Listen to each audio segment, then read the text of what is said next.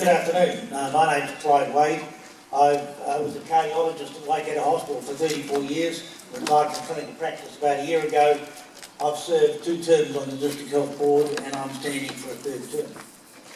Now, apart from cardiology, I've spent a lot of time in the last 23 years providing support to managers and clinicians in the rural hospitals.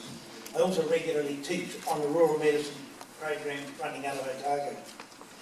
The greatest problem I've had to face has been recruiting medical staff to work in our rural hospitals, particularly in terms of Tokoroa and P1270432. Tokoroa's been an exception, and I'll come back to that shortly.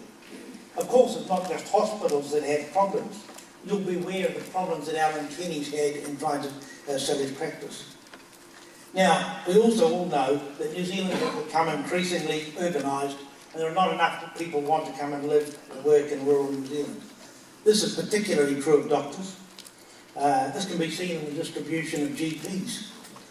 In the main rural areas, 95% GPs per 100,000 population.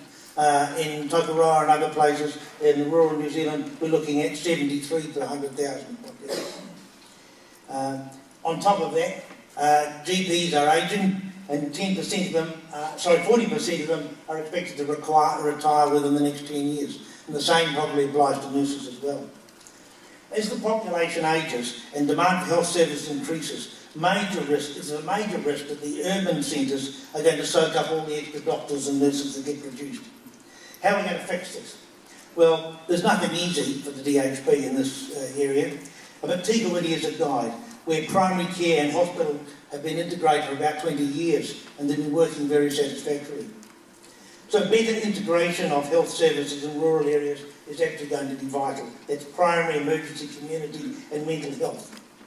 This process has started in Tokoroa with co-location of the pharmacy and the hospital, but there's a lot more to do in terms of integration. As you've heard, the DHB is experimenting with telecommunication technology as a means of providing services to support rural patients and practitioners, whether they be nurses or doctors. At the end of the day, though, there's still going to be a need for health professionals on the ground.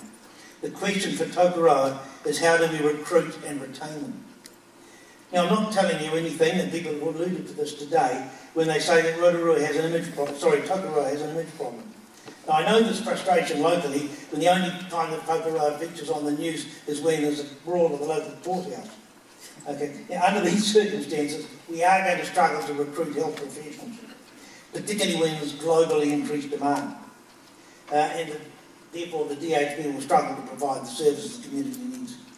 So as DHB board member, I'm going to continue to do my bit for rural New Zealand and search for innovative solutions, but I fear this may not be sufficient.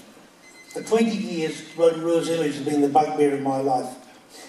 On 3 occasions I had to man the ED myself in order to stop closing the hospital.